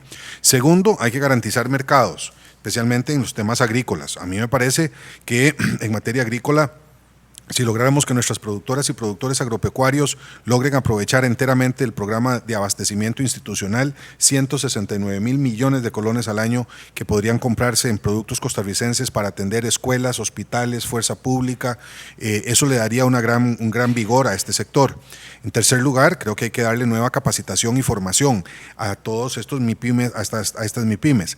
Cuarto, creo que hay que establecer políticas monetarias que les ayuden. En estos momentos, cosas como el tipo de cambio, por ejemplo, está reventando a muchas de esas pequeñas empresas exportadoras, incluso las que eran exitosas, y me parece que eso es un crimen de lesa patria. No puede ser que nosotros estemos liquidando vía política monetaria, política económica, el papel del Banco Central, a los propios productores costarricenses. Don Sergio Mena. Bueno, una cosa que tenemos que hacer los candidatos es tratar de decir cómo hacemos todo, porque los diagnósticos son muy largos y muy grandes y todos sabemos cómo estamos. Yo voy a tratar de hacer un ejercicio a ver si se me entiende de esta manera. Primero, ¿en qué beneficia hoy ser MIPYME en Costa Rica? ¿Qué garantías tengo yo como microempresario? Cuando la lista de requisitos para todo es eterna, es una tramitología terrible. Entonces, primera medida concreta, la destramitación total del acceso a ser MIPYME y micropyme en Costa Rica. Eso significa Que cuando yo vaya a un banco no salga llorando del banco, porque soy un microempresario, que probablemente no tengo las garantías mínimas ni siquiera para un crédito pequeño. Soy humillado en la plataforma de los bancos del Estado diariamente. Entonces, otra medida concreta es buscar la forma para que CONACYF y su jefe, como apuntado don Luis Guillermo, de una vez por todas, a pedido de un presidente con carácter y determinación, se arriesgue un poquito y que arriesguemos un poquito la banca y la plata de los bancos y que podamos abrir progreso para las personas. Nuestro sistema en estos momentos es exclusivo completamente de las empresas grandes. Decían el 95% y lo más grave es que el 80% es microempresario, de 5 empleados, de 2 empleados, de 4 empleados. Entonces a mí me parece que tenemos que establecer una destramitación plena, una simplificación de vida del ejercicio empresarial pequeño y además de eso un modelo de acceso a crédito y como también se apuntaba, no podemos pretender que los 20 cantones más deprimidos de este país, sin un acompañamiento técnico programado, salgan adelante. Ni abriendo los bancos en Upala vamos a hacer nada. Hay que capacitar a todos los cantones de este país. Le corresponde a usted, don Sergio, sacar la próxima consulta de este bloque. Y dice así: hay una debilidad estratégica en materia de encadenamientos que limitan las oportunidades. Esta es la misma consulta. Vamos a, si es la misma consulta, tiene la misma justificación. Dice: hay una debilidad estratégica en materia de encadenamientos que limitan las oportunidades empresariales, principalmente de las minipymes, lo que hablábamos hace unos minutos, las cuales representan el 95% del parque empresarial, generan cerca del 78% del empleo en el país y el 30% del PIB. ¿Qué incentivos daría a empresas ya establecidas para promover una política de empleo de personas con edades entre los 40 y 60 años? Don Sergio. Bien, concretamente en este tema nosotros planteamos lo siguiente, que es parte de un esfuerzo que vamos a hacer. Se pregunta por 40 y 60, yo tengo también un plan para los de 18 a 25, que son también marginados del empleo en este momento en Costa Rica, y los más pobres en nuestro país son los jóvenes de Costa Rica en este momento, junto con la tercera edad. Pero también los mayores de 40 viven hoy tiempos de trauma social, no son empleados en ningún lado. Una persona que tiene 45 años, 48 años, pierde su trabajo y no encuentra empleo. Entonces nosotros lo que estamos planteando es una reforma al Código de Trabajo puntual, donde podamos establecer legislación nueva para que todo lo que es el empresariado de servicios, que ustedes saben que el sector terciario es casi el 70% nacional, para toda la gente que tiene empresas que permite la posibilidad de un empleo real de gente de 50, de 60 años, lo haga. Igual la gente joven. En Europa hay porcentajes etarios en ciertas empresas de servicios y eso no es malo, eso no va contra la iniciativa privada, va contra un desarrollo de igualdad, de oportunidades. En un país donde alguien que tiene 50 no consigue trabajo y alguien que tiene 20 tampoco y solo trabajamos los de 35, es un país de no oportunidad. Entonces, eso es lo que haríamos nosotros, los incentivos. A mí me da miedo hablar de incentivos fiscales en estos momentos, ¿verdad? Es muy lindo hablar de que incentivo fiscal para todo. Yo aquí hablaría de incentivos de otro tipo y también esto ocupa más tiempo de desarrollo, pero lo voy a decir muy brevemente. Hoy hay una gran evasión del seguro social costarricense, donde las empresas micropymes tienen a todo el mundo fuera de la planilla, porque no quieren pagar el importe patronal. Entonces, un incentivo puede ser que todos los empleados que tienen una empresa paguen el 916 y por un tiempo no paguen el importe patronal para que se refresquen sus finanzas por un tiempo corto de 1 a 2 años, 3 años, y eso puede abaratar el costo operativo de la empresa sin arriesgar las finanzas del seguro social. Porque oiga lo que voy a decir, una empresa que tiene 15 empleados hoy, tiene a 3 en planilla y a 12 por servicios profesionales, vayamos a hacer la encuesta conmigo. Si los 15 pagaran el 916 se recoge más que con los 3 que están pagando el importe patronal. Hay que desarrollarlo más, pero es una propuesta concreta. La misma consulta para don Luis Guillermo Solís. Bueno, yo creo que son varios asuntos. Primero, hay que ver esa población qué condiciones de capacitación tiene. El Partido Acción Ciudadana ha planteado en su plan de gobierno la necesidad de la educación permanente. Nosotros tenemos que darle a la población de más de 40 años técnicas y facilidades para que en algunos ámbitos pueda actualizar sus conocimientos. Si no lo hace, no hay trabajo posible excepto trabajo muy precario. Entonces, una cosa que es muy importante es utilizar los recursos que ya existen en el INA, por ejemplo, para que esta población tenga acceso, por ejemplo, a entrenamiento en técnicas de computación, acceso a tecnologías de información y nuevos conocimientos sobre comunicación, etcétera. Segundo, yo sí creo que hay que estimular a las empresas para que puedan contratar a estas personas sabiendo que tienen beneficios. Tercero, creo que hay espacios muy importantes para la incorporación de personas adultas mayores en programas comunales. La experiencia de varios países de América Latina, Cuba, Brasil, Uruguay, que son países que tienen una población adulta mayor importante, de utilización de estas personas, por ejemplo, en programas de redes de cuidado, en donde son personas que asisten a técnicos y técnicas mucho más jóvenes, que tienen capacidad de manejo y de movilización mayor en las redes de cuidado, puede ser muy importante para la atención de niños y niñas, estos abuelos postizos, llamémoslos de alguna manera. Es decir, nosotros sí creo que tenemos que estimular el trabajo de las personas mayores, y otra vez pensando que por ahí es que va todo el país. Este país es un país que envejece. En pocas décadas Costa Rica será un país de personas adultas mayores, y todo lo que hagamos por ir preparando ese terreno va a redundar en beneficio de la comunidad nacional en su conjunto. Una consulta más en este bloque y le corresponde a don Luis Guillermo Solís. Hay una debilidad estratégica en materia de encadenamientos que limitan, es la misma justificación de las mismas consultas de este tema. La consulta concreta es: ¿cuánto del presupuesto ordinario de la República dedicará al desarrollo de la investigación, la ciencia y la tecnología? Don Luis Guillermo. No, esa pregunta no puede ser respondida porque si uno no tiene las condiciones objetivas del presupuesto de la República, y más todavía cuando ese presupuesto ni siquiera lo tendremos en posibilidad de aprobar en el primer año de gobierno, porque ya va a llegar cargado por el presupuesto que se está aprobando en estos momentos, pues no tendría sentido ponerse a hablar de porcentajes, pero tenemos que avanzar por lo menos al 1%, y estamos lejos de llegar ahí. Y esto es importante porque los países más desarrollados están cerca del 2% del PIB en ciencia y tecnología, y nosotros no estamos haciendo lo que tenemos que hacer, a pesar de los grandes esfuerzos que hay que reconocer ha hecho el Ministerio de Ciencia y Tecnología, especialmente en el último periodo con este tema. Sí creo que se necesita mucho más diálogo público-privado en materia de desarrollo e innovación. En el PAC hemos puesto mucha atención, mucha prioridad en este asunto en el plan de gobierno. Creemos que sin desarrollo de nueva tecnología, y para lo cual tenemos bases importantes, va a ser muy difícil avanzar en la lógica de un país enteramente desarrollado para el año 2021, que sería una ilusión que debemos mantener como objetivo nacional. Pero si no logramos llegar por lo menos al 1% de la inversión en ciencia e innovación, va a ser muy difícil salir de esta brecha enorme que nos separa de los países de mayor desarrollo relativo del mundo. La misma consulta: ¿cuánto del presupuesto ordinario de la República dedicará al desarrollo de la investigación, la ciencia y la tecnología? Para don Sergio Mena. Bueno, en primer lugar, el presupuesto que vamos a tener los nuevos gobernantes en el 2014 ya está aprobado, ya está repartido.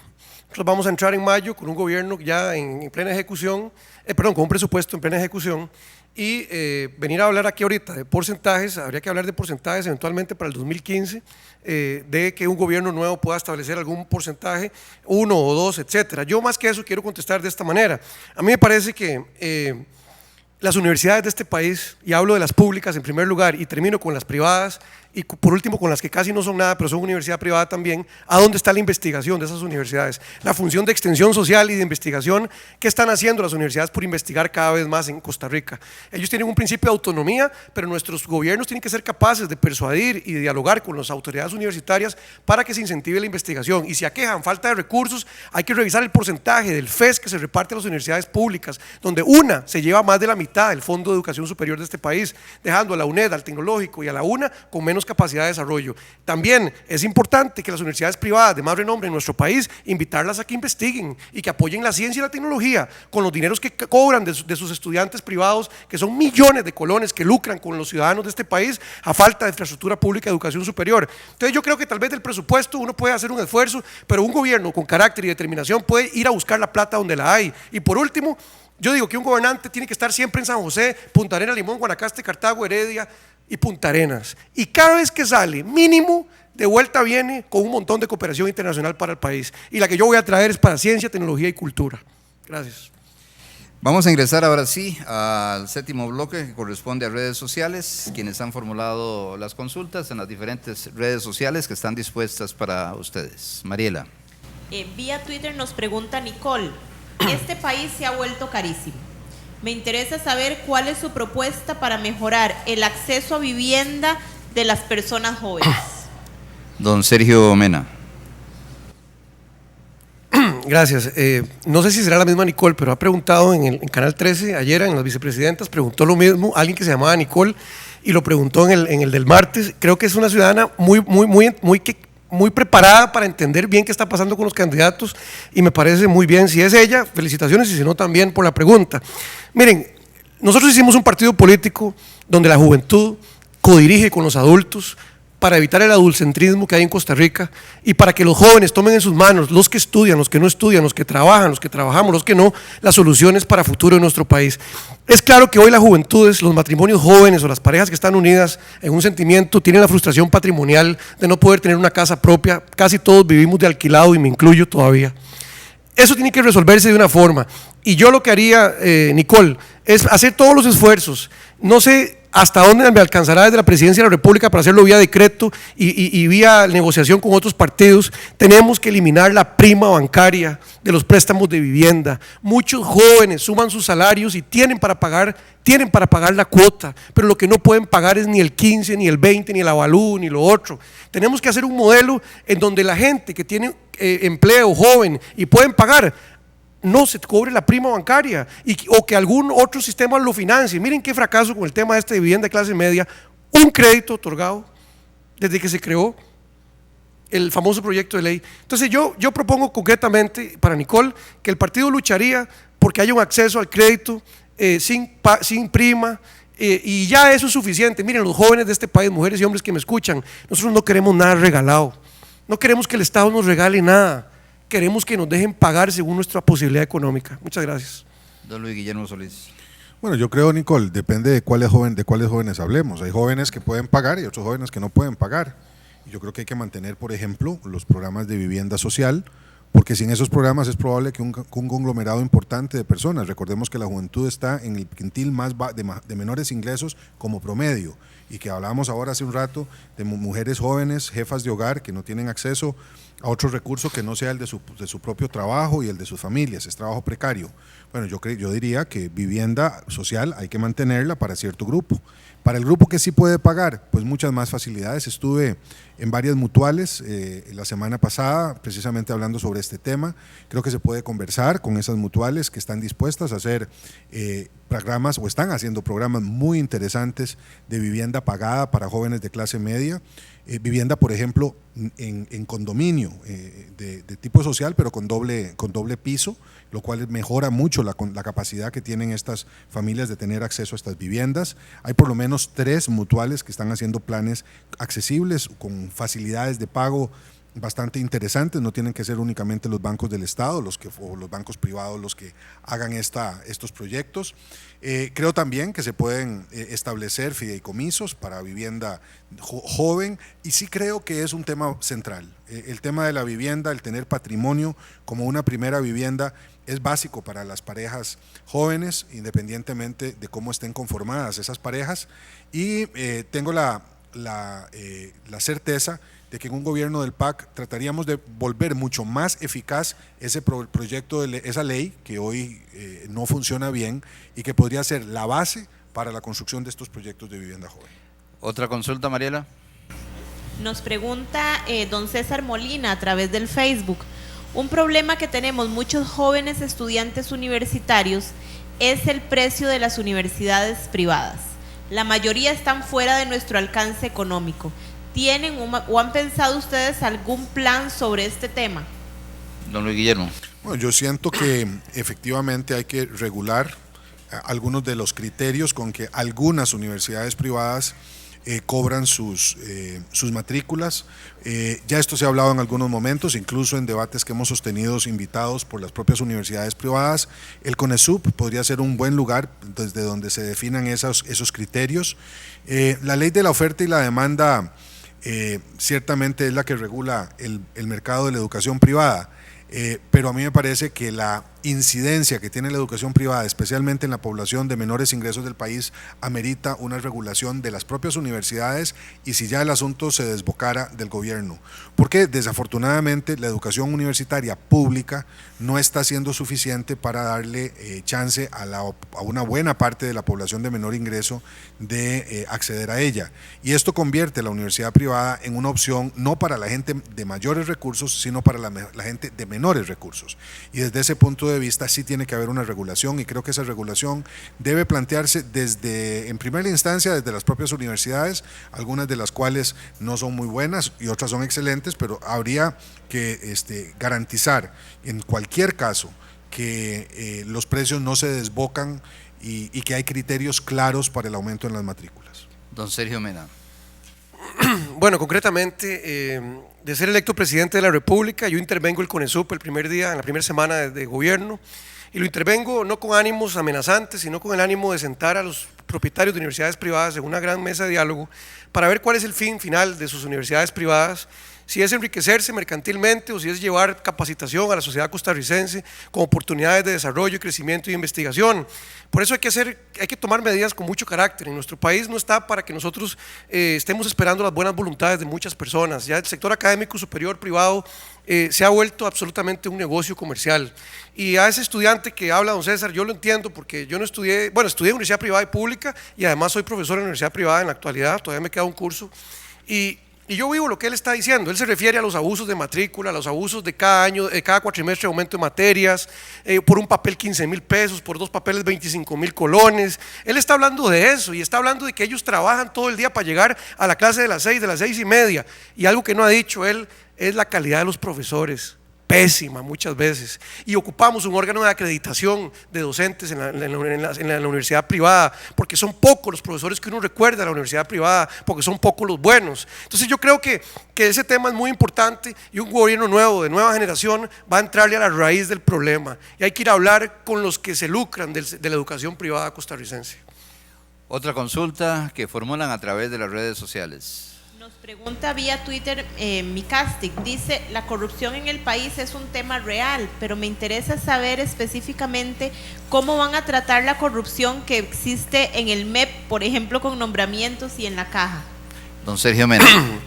Bueno, muy bien, saludos a Micastic, que también estuvo muy activa en el del martes, ¿verdad? Yo escuché por radio Camino a Guanacaste el programa de los otros compañeros candidatos. Bueno, muy concreto, ya lo dije anteriormente, pero yo creo que la corrupción va a empezar a disminuirse y no se va a acabar. El que diga que va a eliminar la corrupción, no voten por él porque es un mentiroso.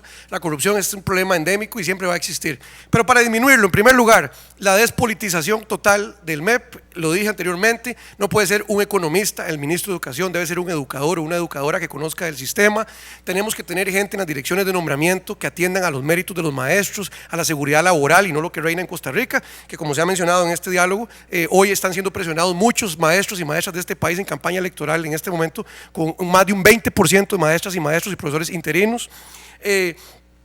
La forma de quitar la corrupción también de la Caja del Seguro Social es en el mismo sentido, tomando decisiones urgentes y con determinación. Hay médicos hoy que sirven adentro y sirven afuera, sirven en los dos lados. Bueno, ¿qué hay que hacer hay que atacar ese tema? ¿Cómo hacemos, verdad? ¿Qué hacemos con el abuso en las incapacidades? Acaba de haber una sentencia del contencioso que le devuelve todo el derecho a los que se estaban incapacitando en demasía a que el Estado les pague, no sé de dónde vamos a sacar la plata. Otra vez vienen todas las demandas, más de 200 demandas se están presentando un día como hoy para recoger ese dinero. Entonces, el problema de la Caja del Seguro Social se va a arreglar el día que llevemos otra vez personas con el conocimiento pleno y con una vocación de servicio probada.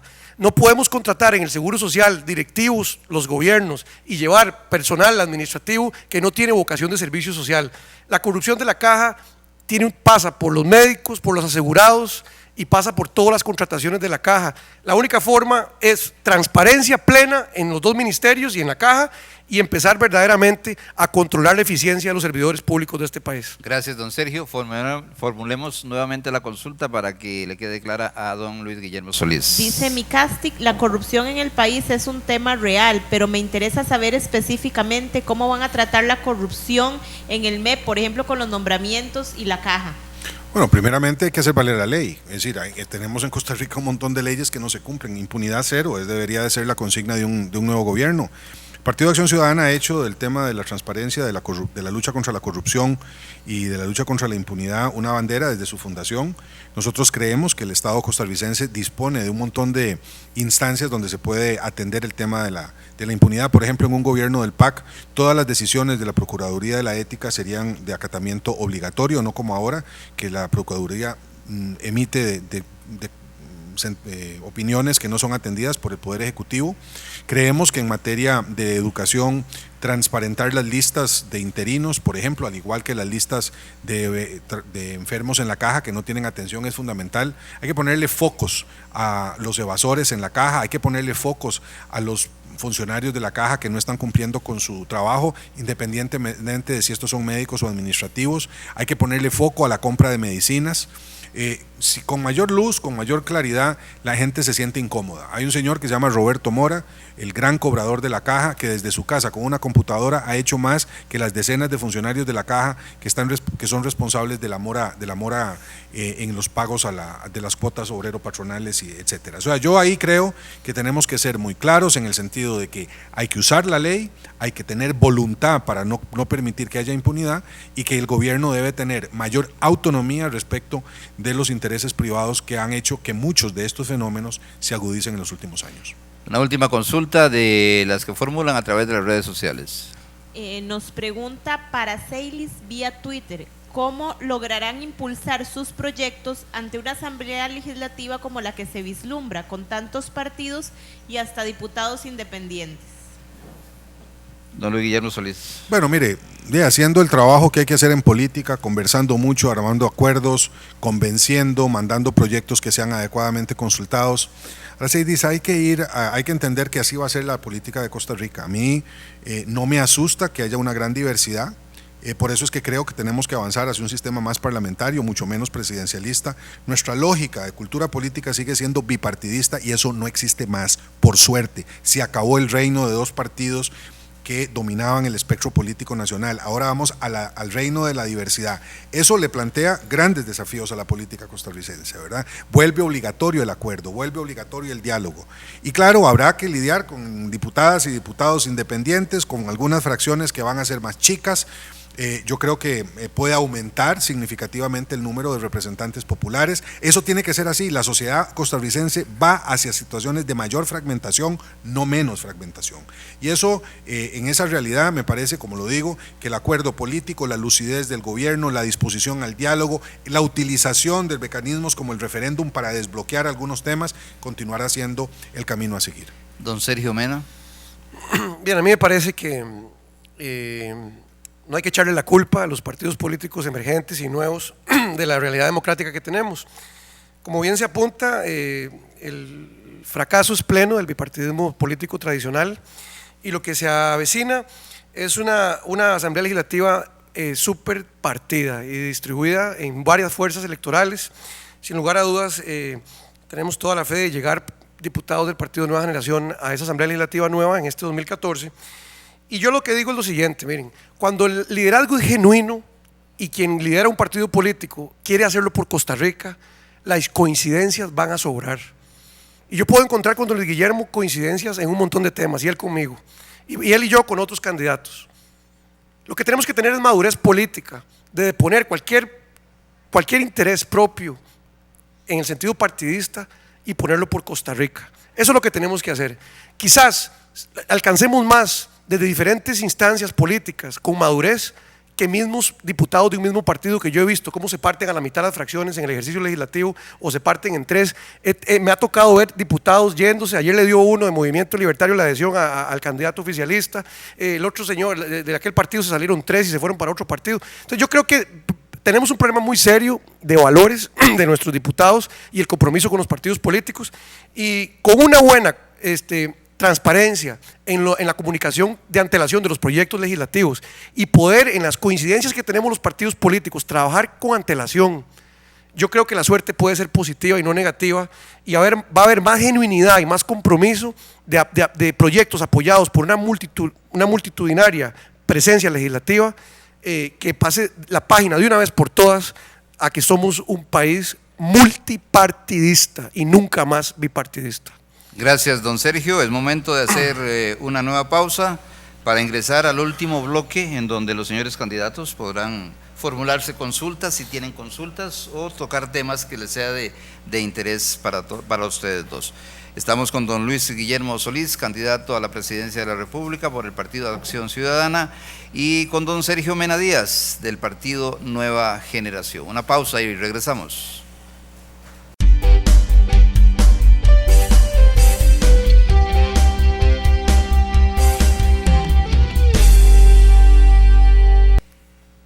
asocio con el instituto o con su Instituto de Formación y Estudios para la Democracia IFED, la Fundación Konrad Adenauer, Flaxo y el Sistema Nacional de Radio y Televisión, Sociedad Anónima con Radio Nacional de Costa Rica, 101.5 FM. Hoy nos acompañan los candidatos a la presidencia de la República por el Partido Acción Ciudadana, don Luis Guillermo Solís Rivera, y don Sergio Mena Díaz por el Partido Nueva Generación. Llegamos al último bloque de este programa del día de hoy, Costa Rica Elige, y aquí dejamos abierta la opción para que ustedes puedan formularse consultas o tratar temas de interés. Empezamos con don Luis Guillermo Solís. Don Sergio, usted es un reconocido experto en temas de política internacional, ha sido diplomático profesional del gobierno de Costa Rica. Yo quisiera preguntarle cuál es su opinión respecto de del contencioso que el país tiene con Nicaragua en la Corte Internacional de Justicia. ¿A usted le parece que fue bien planteado este contencioso y que los resultados que tenga favorecerán al país? ¿Y cuál es la próxima etapa? ¿Qué es lo que usted visualiza como experto en la materia de la próxima etapa de este juicio, o esta sentencia? Correcto. Muchas gracias, don Guillermo, por sus consideraciones. Yo creo que el ejercicio jurídico fue bien llevado, y el resultado que se nos ha otorgado en la sentencia que se ha emitido, digamos, es favorable en el papel, ¿verdad? Yo creo que hay satisfacción desde el punto de vista de papel. O sea, lo que la sentencia dice favorece al país y reconoce los incumplimientos de Nicaragua. Ahora, aquí viene lo complicado, don Luis Guillermo, porque ante un incumplimiento de la sentencia de los nicaragüenses, que es algo que yo no sé por qué tengo mucho temor de que cumplan, pienso que tal vez no van a cumplir, honestamente lo digo.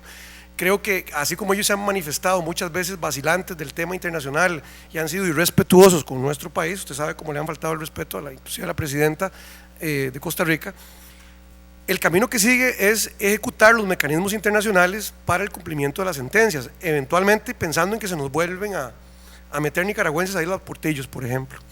Entonces yo creo que el paso que sigue es que el país verdaderamente, con madurez y como usted bien lo dice, con un canciller con experiencia y con una política exterior muy definida, valore los escenarios, y hay varios.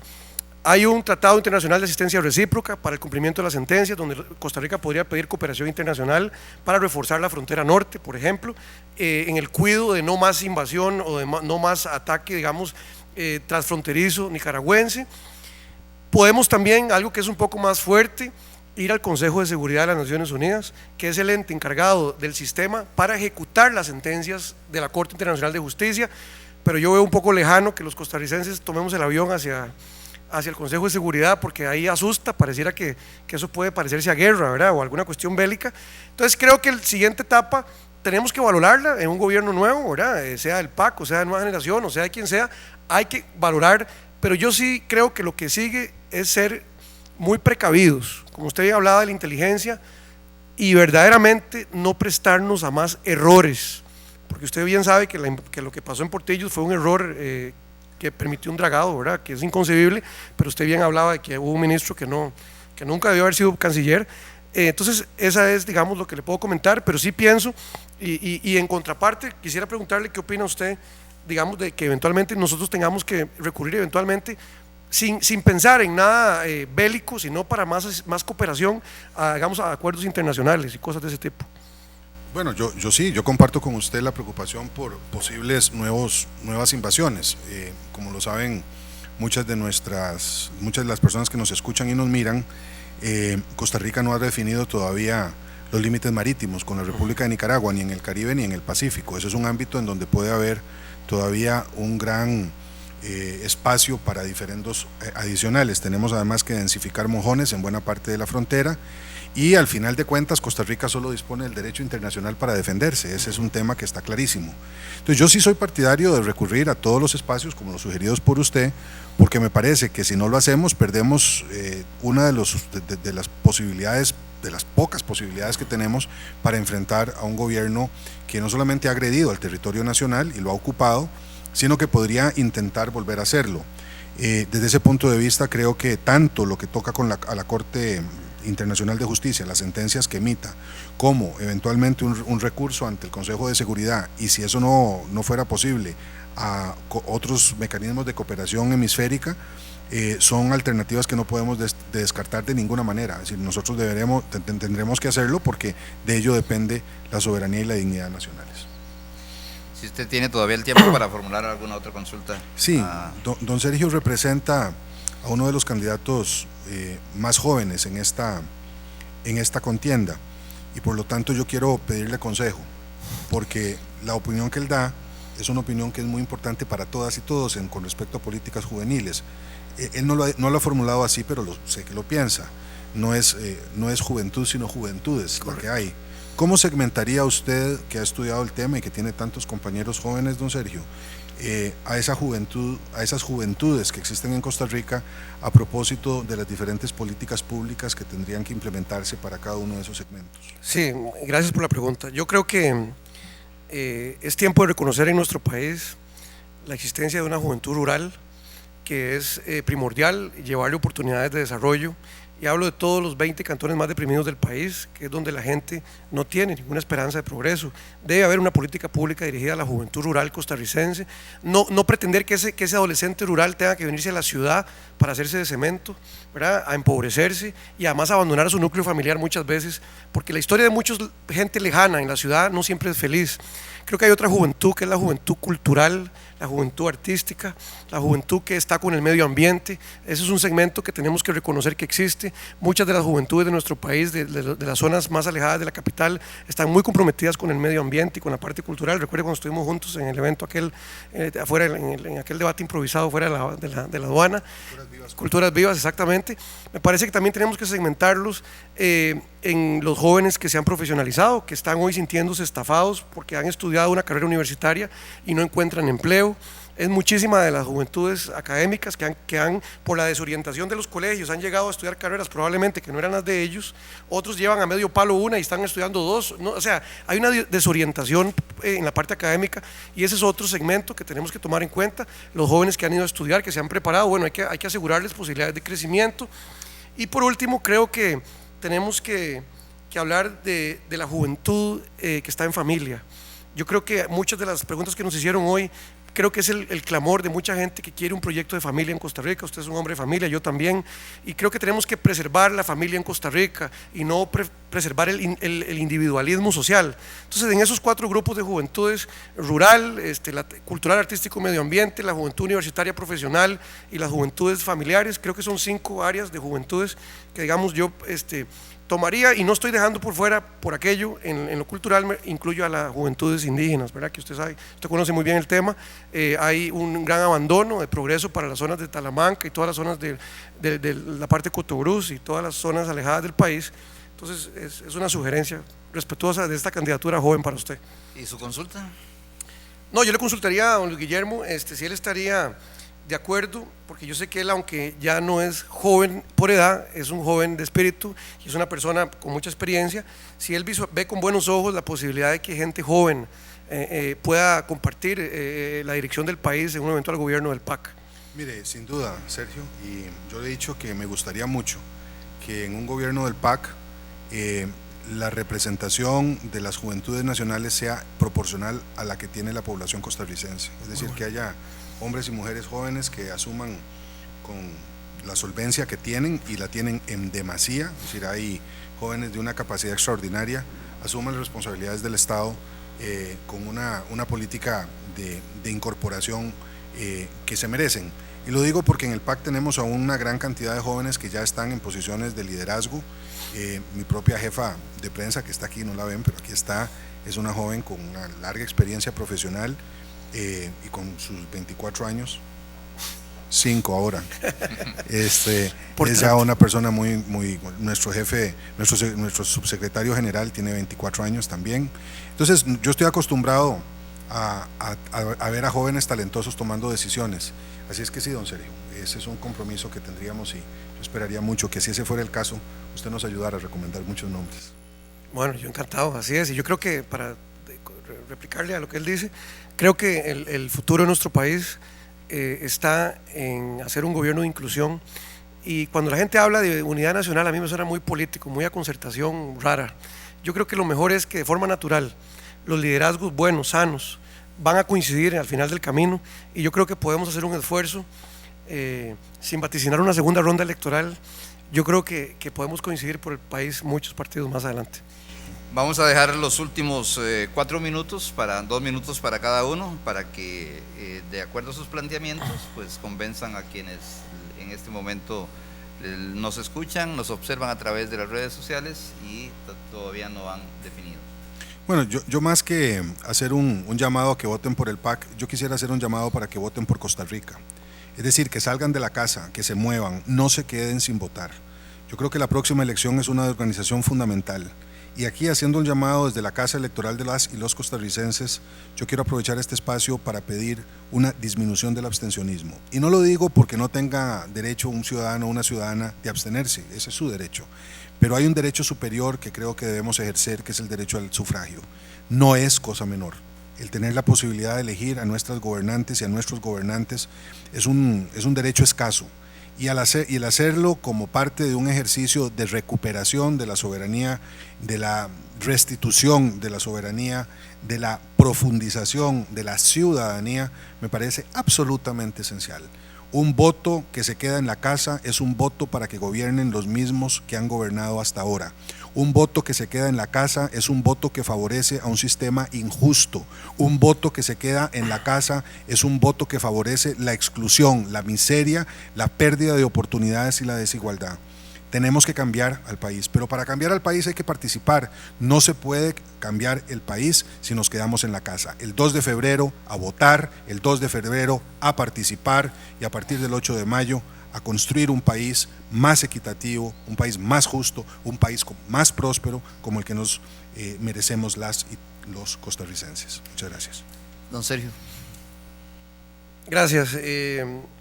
En la misma tesis, mi llamado como el candidato del Partido de Nueva Generación, el representante de la única nueva fuerza electoral de Costa Rica para el 2014. Cambiarse de nombre es muy fácil, cambiarse de ropa es muy fácil, pero el alma es el mismo siempre. Yo represento un partido político en donde 16 de los candidatos elegibles a los primeros lugares de las provincias tienen menos de 30 años y gente mayor también que hace equilibrio de experiencia. Represento a mucha gente que nunca ha votado y esa es la esperanza que tenemos en el Partido de Nueva Generación de convencer a los indecisos, porque mucha gente que no ha votado es miembro directiva del Partido de Nueva Generación por muchos años, encontraron la felicidad y la esperanza en una fuerza electoral nueva que es Nueva Generación. Yo como candidato a la presidencia quiero pedirles a todos los costarricenses que reflexionemos en esta Navidad y pensemos verdaderamente si queremos darle un giro a la forma que se hace política en Costa Rica y a las formas de gobierno que tenemos hasta hoy. Creo que más allá de la bandera de un partido político, yo también hago la apelación a la bandera nacional. Tenemos un país lleno de gente muy capacitada, gente muy competente y la gente tiene que involucrarse en política.